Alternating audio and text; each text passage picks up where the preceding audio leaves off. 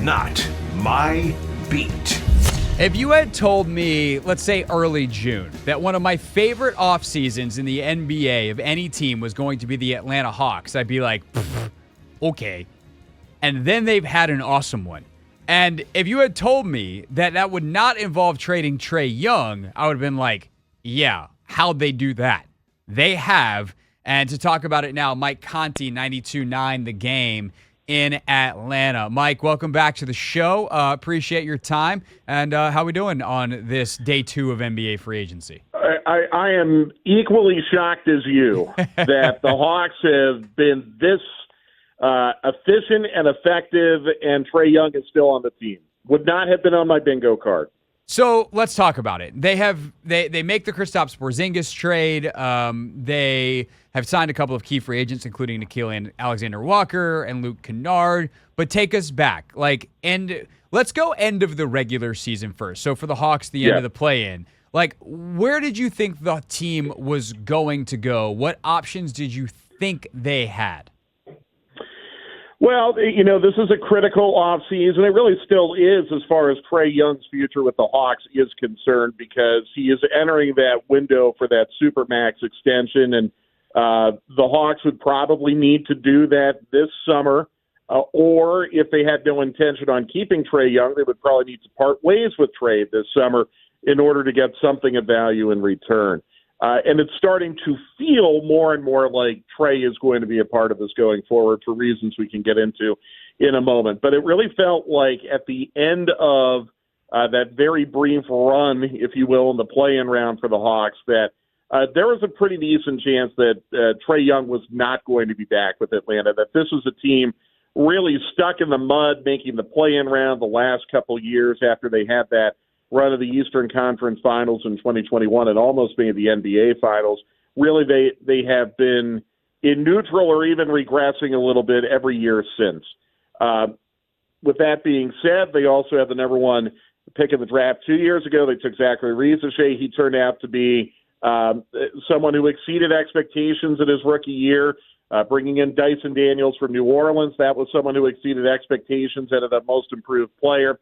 Jalen Johnson was someone who showed a lot of flashes before his injury. So the thought was here in Atlanta, all right, you might have 3 guys that you can build around, and you don't necessarily need Trae Young to be part of that mix. And now things have evolved where it seems like Trae Young is not only going to be part of the mix, but now he might even be recruiting players to join him and try to form some kind of team that could compete for a top 4 spot in the Eastern Conference.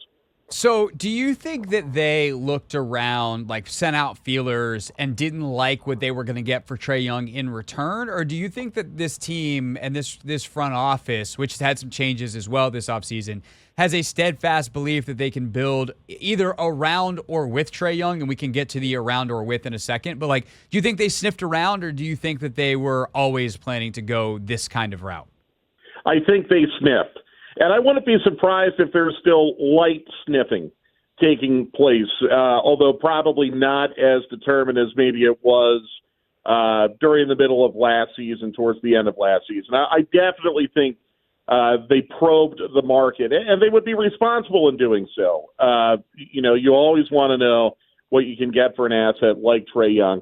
I think the way that things unfolded in the Eastern Conference with the injuries to Dame and Tatum and Tyrese Halliburton, that may have changed the calculus more than anything else here in Atlanta, because I think pretty much any team in the Eastern Conference outside of the teams affected by those injuries, Indiana and Boston and Milwaukee, are now probably more in buying mode. And I think Orlando was the first team that sent that signal when they gave up 5 first-round picks for Desmond Bane.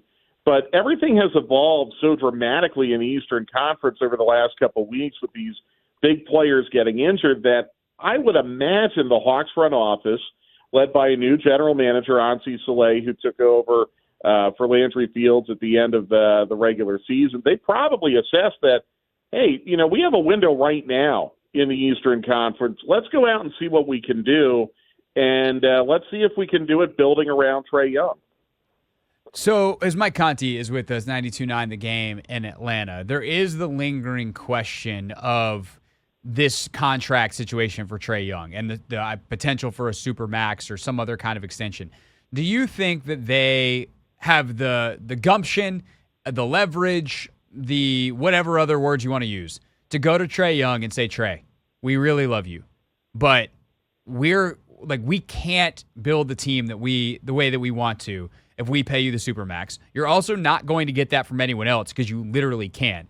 We want to keep you, but can we work with you on something that is sub supermax? Do you think Trae Young would go for that? Do you think they have the ability to even ask that in the first place? And part of that, Mike, is caring if he says, no, it's supermax or bust, then looking at it and being like, okay, well, we're going to engineer your way out of here. Do you think they are at that point with Trae Young, and would they try it? I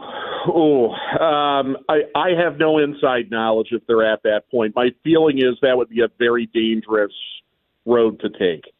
Look, Trae Young, for the most part, has been someone who has fit very, very well into what Quinn Snyder is trying to do with the Atlanta Hawks. The obvious liability with Trae Young is his defense. In covering the Hawks, I'm on the radio broadcast, so I get to see Trae play every night. I don't think Trae's struggles on defense are tied to lack of effort. I think he gets picked on because of his size.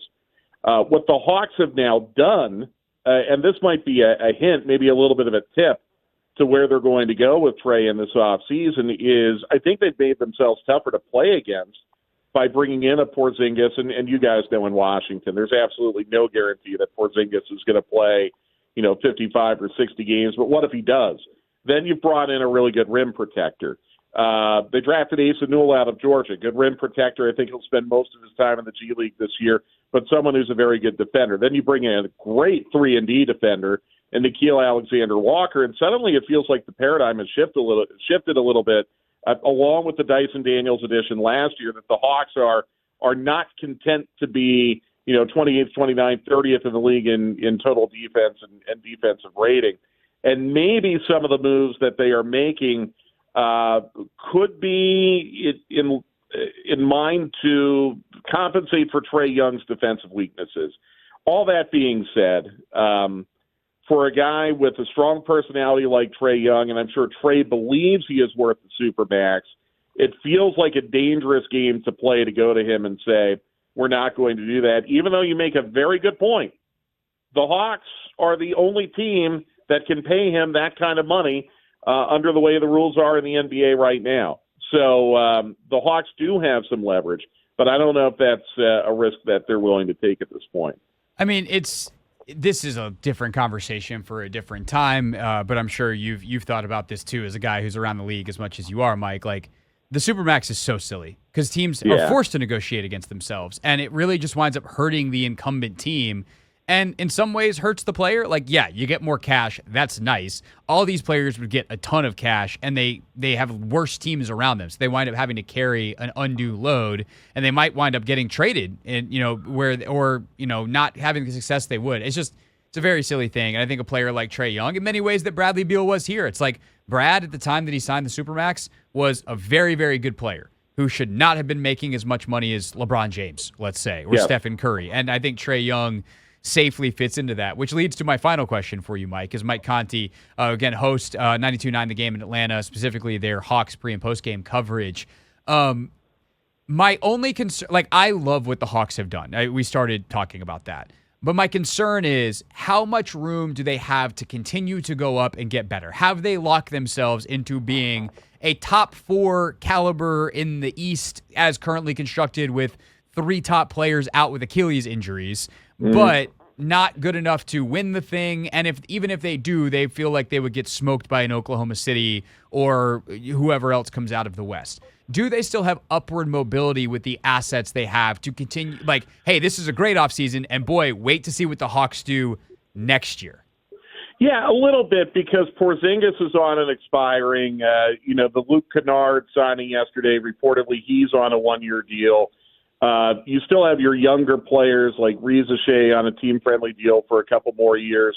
They'll have to figure out what they want to do with Dyson Daniels. I'm sure he would be in line for a big raise. The Hawks this offseason still have, I believe, a mid-level exemption that they could use that they have not deployed yet. So there might even be some upward mobility this year.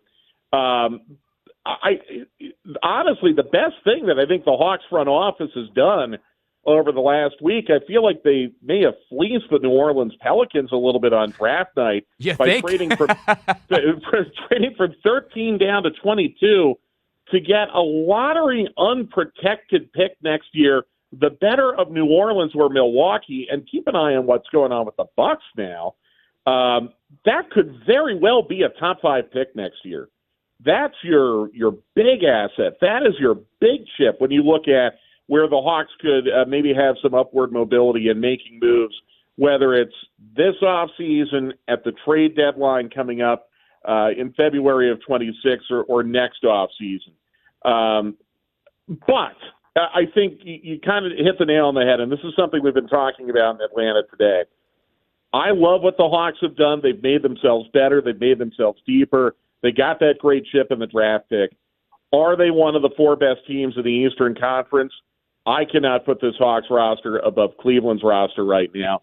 I can't put them above Orlando right now, to be totally honest with you.